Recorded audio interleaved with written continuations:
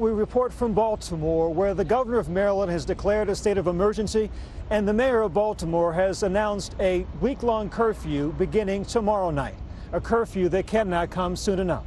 Tonight, we have witnessed lawlessness and chaos on the streets as the violence escalates despite calls for peace. All this in the wake of today's funeral for a young man who died of severe injuries while in police custody. Baltimore is burning. After a day of looting and rioters clashing violently with police, tonight a community center in flames lights up the city as police and community activists try and take back the streets. Let it shine in my neighborhood. Lost to chaos earlier today. Rioters armed with gas masks appearing ready for a fight. The police force under siege, at least 15 officers injured. The mayor taking to the streets tonight to condemn those responsible. Baltimore is much better than what you're seeing today. But as the fires continue to burn, people here left asking if the police have done enough and whether this violence is really about the death of 25-year-old Freddie Gray. On Sunday, April 12th, Gray was taken into police custody. The arrest once again captured by a bystander's cell phone. That boy leg look broke. Gray seemingly in pain and screaming, unable to walk, as officers drag him into a transport van. Reportedly, when he arrived at the police station a half hour later, he was unable to breathe or talk. Medics rushed him to the hospital. A few days later, he slipped into a coma and then later died from a severe spinal injury. So far, there have been more questions than answers regarding his death. It's still unclear why Gray was arrested. According to the police report, Gray fled unprovoked upon noticing police presence. But the bigger question tonight for investigators and the public, what happened to him in the moments right after he was taken into custody? Protesters claim Gray may have been put through what's known in Baltimore as a rough ride. Officers allegedly using sudden stops and sharp turns to injure suspects.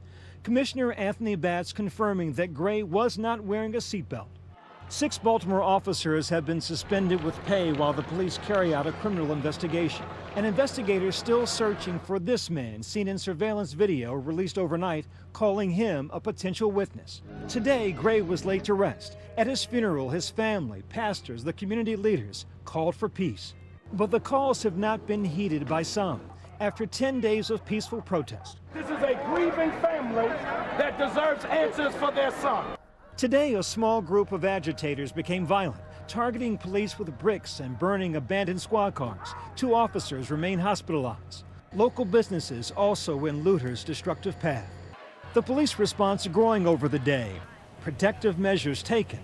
The Orioles baseball game canceled, and a citywide curfew in place tomorrow starting at 10 p.m. Public school closed tomorrow. And tonight, many in the community attempting to reclaim the streets. Together we united.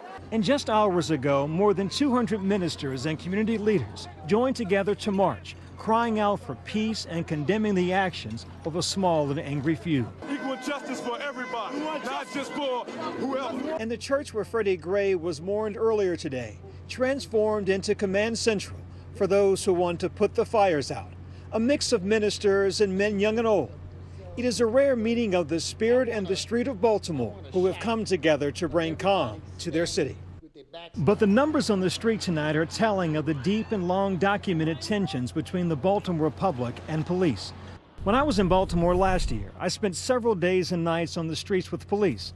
I had a first-hand look at the palpable distrust between the public and police. What role, if any, does race play in that dynamic here in Baltimore? We absolutely have to let race go. Like we often joke that nobody's white, nobody's black, we're all blue. Excuse me. I did speak, and I did ask you a question, right? They don't look at us as people.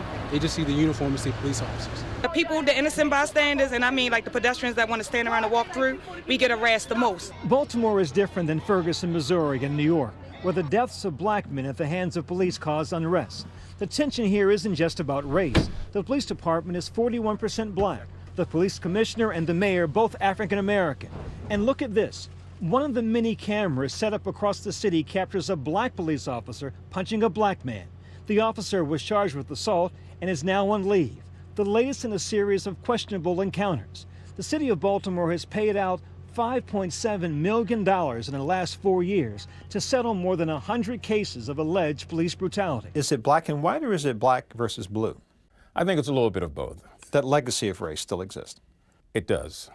It does. The level of trust has increased, but it continues to take dips down. A lot of people are doing the sort of things that need to be done. Kwesi Nfumi, like me, grew up in Baltimore.